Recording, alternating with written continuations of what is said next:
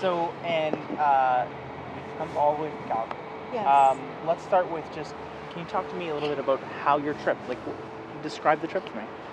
Um, the trip has been absolutely everything, honestly.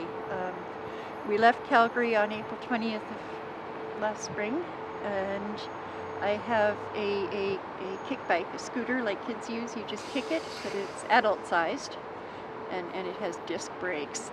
and I mostly walk along beside it. I have a lot of physical problems, so I can't carry a backpack or anything like that. I can't run a bicycle. But I can walk beside a scooter, and the scooter can pull the dog trailer, which carries our camping gear. And we mostly camped on the way here. There were lots of nights where people that I would meet through talking about the climate crisis or through the Facebook page who knew about it would give us places to stay, and that was beautiful. Or pitch the tent in their yard or things like that. We came through small towns and tiny towns and cities, and just talking to people as much as I can about this, because there's so many people who either don't know much about it or who are afraid to talk about it, and we need to. We really need to. That's part of what I'm asking our government for is to address that need as much as the crisis itself. So what is the need? Specifically, what is the need that you're looking, Sorry. that we're looking? No, it's okay. It's okay. That's why we can ask a bunch of questions and work backwards. I'm raising awareness about the climate crisis. I have a letter for our Prime Minister, which has been signed by so many people. It's on change.org. It's the Expedition Walk to Awaken the Nation for anyone to sign, internationally as well, because our government's actions are already affecting the entire planet negatively. So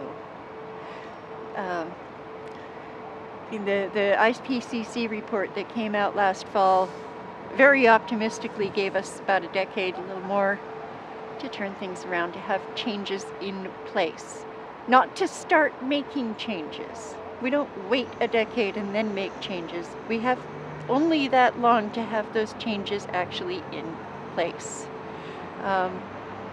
And during the past year, since that report came out, more and more researchers and scientists around the world have been coming together and coming out from under their institutions.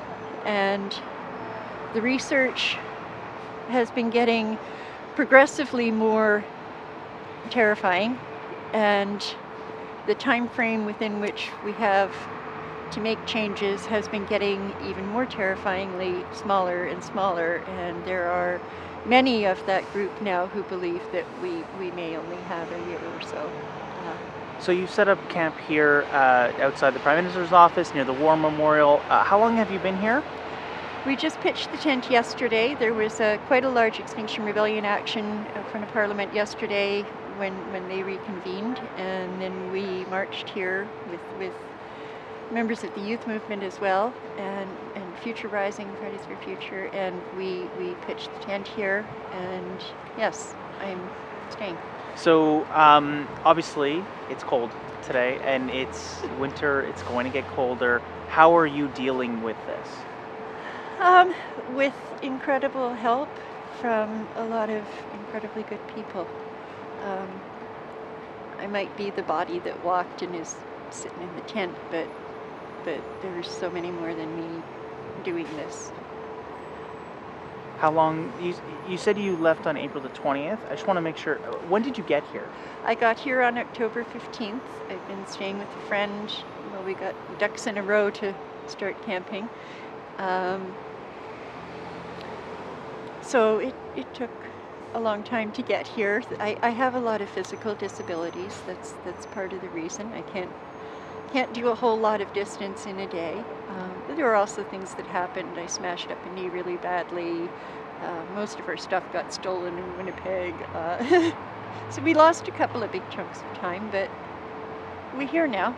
And if anybody thinks this is bad weather for camping, well, this climate crisis is going to be wreaking havoc on our weather even more than it already is very soon.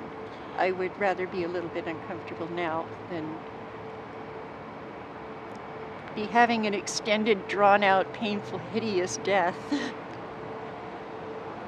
later. That's all the questions I have for you. Anything we missed you'd like to add? maybe? Yes.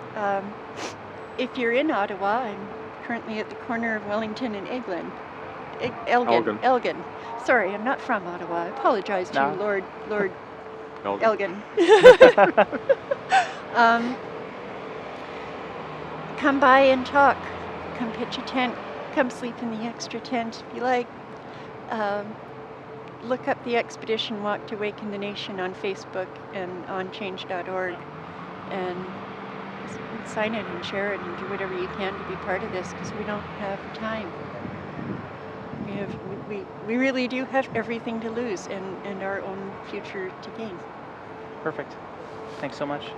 Okay, so that was the second half of my coverage of Ann, that she was being interviewed by a local news radio station, describing in a little more detail what she went through on her journey here, and the reasons why she's doing this, and what we're all going to have to face sooner rather than later if we don't start doing something about it.